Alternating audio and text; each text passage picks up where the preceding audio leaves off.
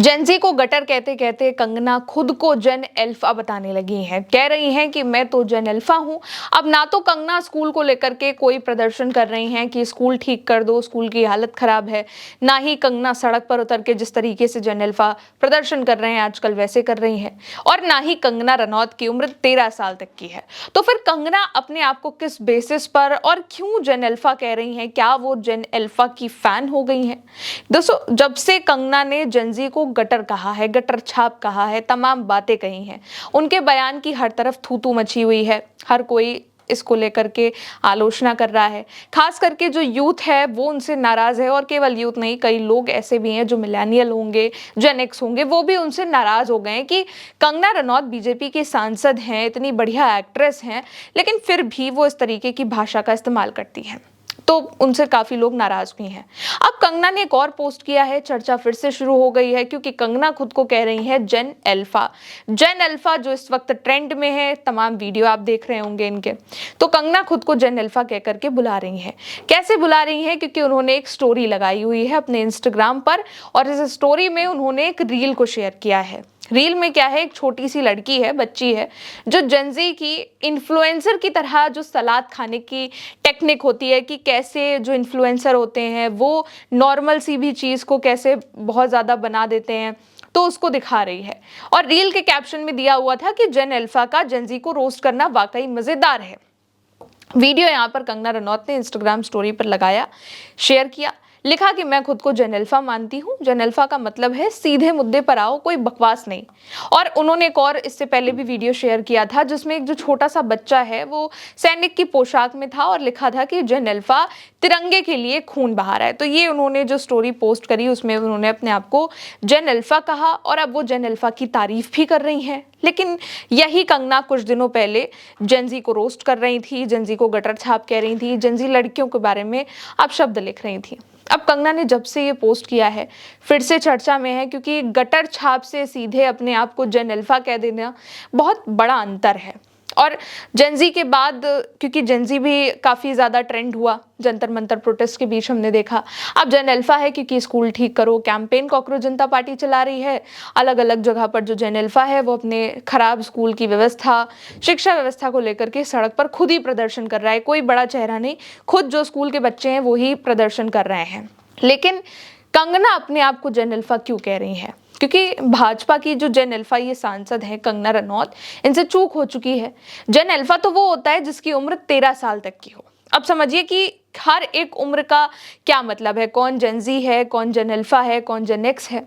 सबसे पहले आती है दोस्तों साइलेंट जनरेशन, जो होती है 1928 से लेकर के 1945 तक बॉर्न, यानी कि जो इनकी उम्र है वो 81 टू 98 तक है।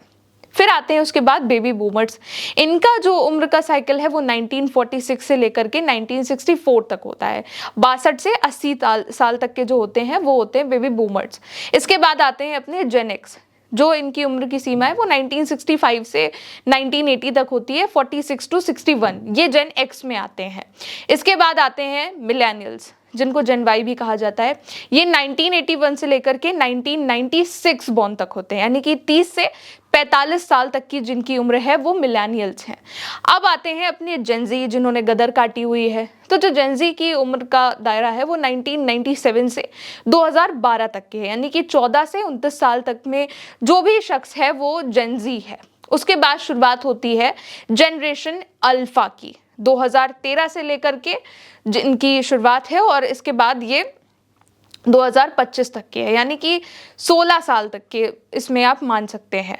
और उसके बाद जो आती है जनरेशन वो है जेन अल्फा की जनरेशन। अभी हमने आपको बताया कि यहाँ पर 2013 से 2025 तक की जो जनरेशन है वो होती है हमारी जेन अल्फा। फिर इसके बाद जो आने वाली जनरेशन होती है वो है जनरेशन बेटा, जो 2025 से लेकर के 2039 तक की माना जाता है अनुमानित। अभी 2025 से इसकी शुरुआत है, ये हमारा जनरेशन बेटा है। जो अब आ रहे हैं, जो बच्चे हो रहे हैं वो जनरेशन बेटा कहलाएंगे। अब एक्ट्रेस और भाजपा की सांसद कंगना रनौत की उम्र है 40 साल, यानी कि कंगना रनौत जेन अल्फा तो नहीं है, ना ही जेनजी है, तो कंगना रनौत है मिलेनियल। तो जेन अल्फा का तो सवाल यहाँ बनता नहीं है। अब वो ट्रेंड फॉलो कर रही हैं या उससे बहुत ज़्यादा इम्प्रेस्ड हैं तो वो एक अलग बात होगी। खैर, अब कंगना बड़े पचड़े में भी फंस चुकी हैं।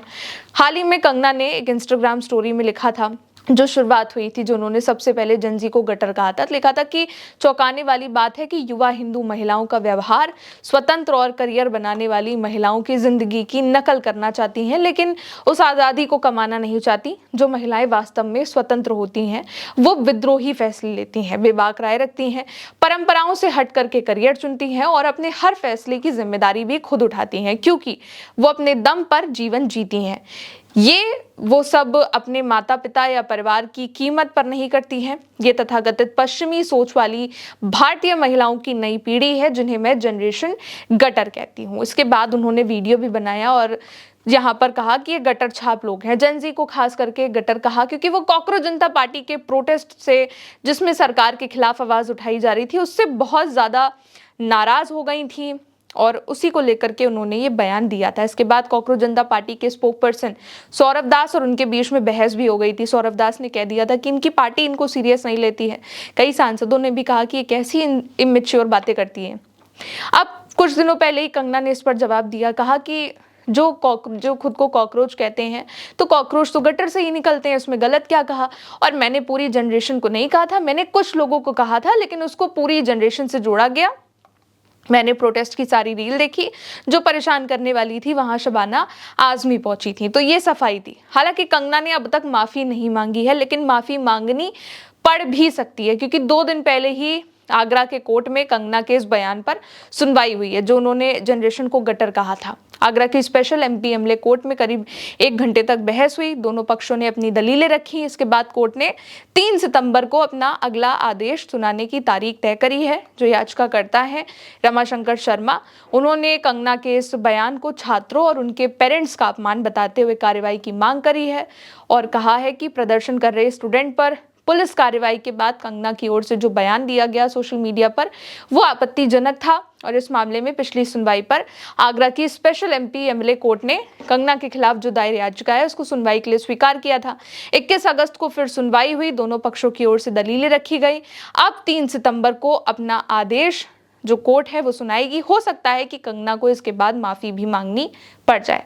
फिलहाल आगे के जो भी अपडेट होंगे आप तक पहुंचाते रहेंगे। देखते रहिए उल्टा चश्मा यूसी। नमस्ते।